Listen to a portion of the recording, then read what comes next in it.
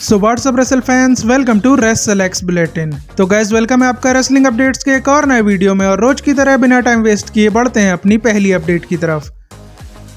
सबसे पहली अपडेट जुड़ी है चेल्सी ग्रीन से, जिन्हें एक पागल फैन की वजह से ट्विटर को क्विट करना पड़ा। और ऐसा इसलिए हुआ क्योंकि चेल्सी रिसेंटली एक न्यूज शो में गई थी, जहां पर उनसे जब हल्क हॉगन के बारे में क्वेश्चन किया गया तो उन्होंने हल्क हॉगन की काफी ज्यादा तारीफ कर दी, जिसके बाद से कुछ फैंस चेल्सी को सोशल मीडिया पर टारगेट कर रहे हैं। और वो भी इसलिए क्योंकि चेल्सी ने अपने इंटरव्यू में हल्क हॉगन के रेसिज्म वाली बातों को इग्नोर कर दिया था। और उसी के बाद से फैंस चेल्सी को ट्विटर पर बुरा भला बोल रहे थे। और एक पागल फैन तो लगातार चेल्सी को जान से मारने की धमकी भी दे रहा था, जिसके बाद चेल्सी ने अपॉलॉजी भी मांगी और ट्वीट करके फैंस को क्लैरिफिकेशन भी दिया। लेकिन फिर भी ये पागल फैन नहीं मान रहा था, जिससे परेशान होकर चेल्सी ने फाइनली ट्विटर को क्विट कर दिया। लेकिन चेल्सी के ऐसा करने के बाद भी चेल्सी को लगातार सोशल मीडिया पर हेट मिल रही है, जिसकी वजह से ऐसा हो सकता है कि चेल्सी को मिल रहे सोशल मीडिया हेट का इम्पैक्ट हम लोगों को स्मैकडाउन के शो पर भी देखने को मिले।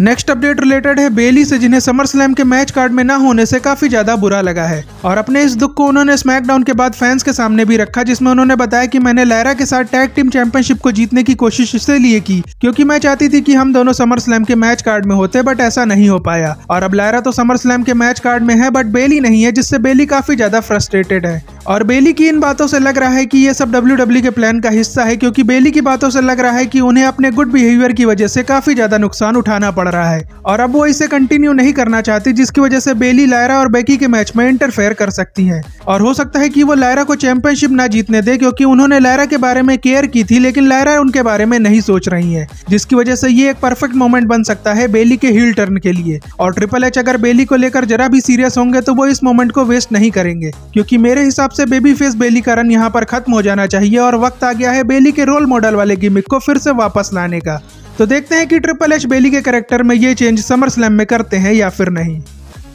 अगली अपडेट जुड़ी है एलेक्सा ब्लिस से, जिनको कल अगर आपने स्मैकडाउन के मैच में लड़ते हुए देखा होगा तो आपने नोटिस किया होगा कि मैच के बाद उनकी नाक से खून बह रहा था। जिसके बाद एक फैन ने ट्विटर पर एलेक्सा ब्लिस से उनकी इंजरी के बारे में पूछा तो एलेक्सा ब्लिस ने कहा कि वो 1,000,000% फाइन है, जो कि काफी बढ़िया न्यूज है, क्योंकि काफी टाइम के बाद वुमेन्स टैग टीम चैंपियनशिप के साथ कुछ अच्छा होने की उम्मीद दिख रही है। तो इसमें किसी भी सुपरस्टार को इंजर्ड तो नहीं होना चाहिए। अगली अपडेट जुड़ी है टिफनी के हील टर्न से, जिसके बारे में नाइट ऑफ चैंपियंस के बाद ये न्यूज आई थी कि WWE टिफनी को हील बनाने वाली है, बट अब तक स्मैकडाउन पर ऐसा नहीं हुआ है और अगले स्मैकडाउन के शो पर भी ऐसा होने की उम्मीद नहीं है। लेकिन फिर भी अच्छी बात यह है कि WWE ने टिफनी के हील टर्न के प्लान्स को कैंसिल नहीं किया है, बल्कि अब ऐसी अपडेट सामने आ रही है कि समर स्लैम में टिफनी और जेड कारगिल के मैच में जब जेड कारगिल जीत जाएंगी तो उसके बाद दोनों का हैंडशेक वाला मोमेंट होगा, जहां पर WWE टिफनी को हील बना देगी, जिसके बाद टिफनी जेड के ऊपर बुरी तरह से अटैक कर देंगी। और इस अपडेट के सच होने की पॉसिबिलिटी ज्यादा इसलिए भी है क्योंकि टिफनी काफी टाइम से सोशल मीडिया पर अपने NXT वाले बफ बारबी वाले गिमिक को टीज कर रही हैं, जिसकी वजह से समर स्लैम में इस बार टिफनी के हील बनने की पॉसिबिलिटी भी काफी ज्यादा है।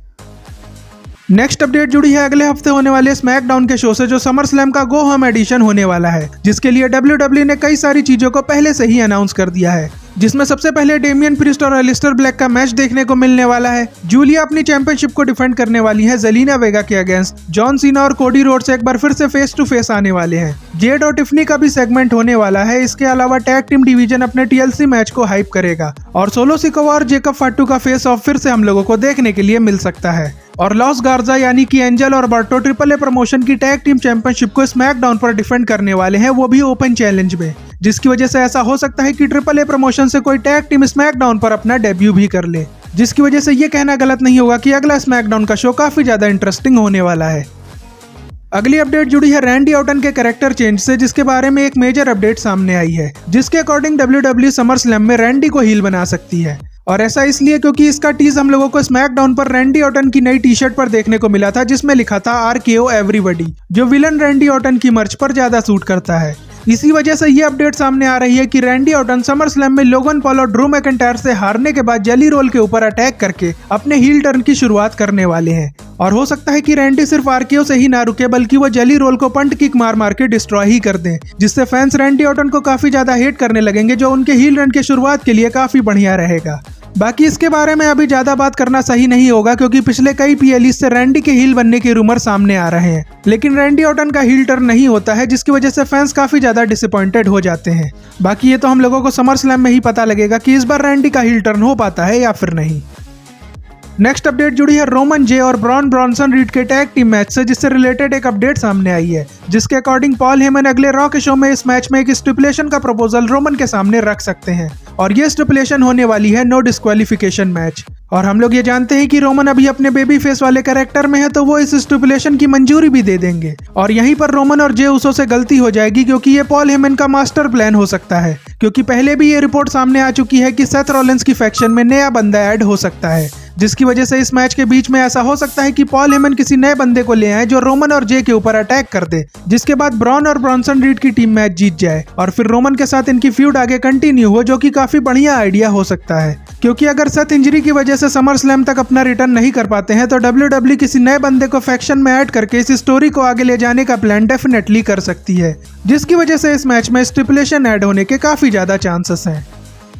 अब बढ़ते हैं अपनी फाइनल अपडेट की तरफ, जो जुड़ी है एजे ली के रिटर्न से, जिसके बारे में एजे ली ने अब तो खुद ही हिंट दे दी है, क्योंकि हुआ कुछ ऐसा है कि एजे ली कॉमिक कॉन के इवेंट में आई थी, जहां पर इंटरव्यू में उनसे ये पूछा गया कि क्या एजे ली रेसलिंग फैंस और रेसलिंग को मिस करती हैं, तो उस पर एजे ली ने आंसर दिया कि ये दोनों ही अलग अलग चीजें हैं, जिसमें अगर रेसलिंग फैंस की बात करें तो उनसे रोज मिलना वो हमेशा मिस करती हैं, क्योंकि उनके सपोर्ट के बिना रेसलिंग छोड़ने के बाद उनका करियर इतना बढ़िया नहीं हो सकता था। और एजे ली का मानना यह भी है कि रेसलिंग फैंस उनकी एक्सटेंडेड फैमिली है, जिन्हें वो काफी ज्यादा मिस कर रही हैं। और बात अगर फिर से रेसलिंग में फिजिकली इन्वॉल्व होने की करे तो उस पर एजे ली ने यह आंसर दिया कि मुझे इतने टाइम के बाद रेसलिंग में वापस आने में डर इसी बात का है कि मेरी बॉडी में काफी ज्यादा सोरनेस हो जाएगी, जिसे झेल पाना काफी ज्यादा मुश्किल होगा, लेकिन मेरी बॉडी चीजों को जल्दी अडेप्ट करती है, तो इसकी भी आदत मेरी बॉडी को लग जाएगी। तो भाई समर स्लैम अब एक हफ्ते की दूरी पर है और समर स्लैम एजे ली के होम टाउन में है और एजे ली फैंस को मिस भी कर रही है, जिसकी वजह से अब एजे ली के रिटर्न करने की पॉसिबिलिटी और भी ज्यादा बढ़ गई है, क्योंकि पहले तो हम लोग सिर्फ स्पेकुलेशन कर रहे थे कि एजे ली को समर स्लैम में वापस आना चाहिए,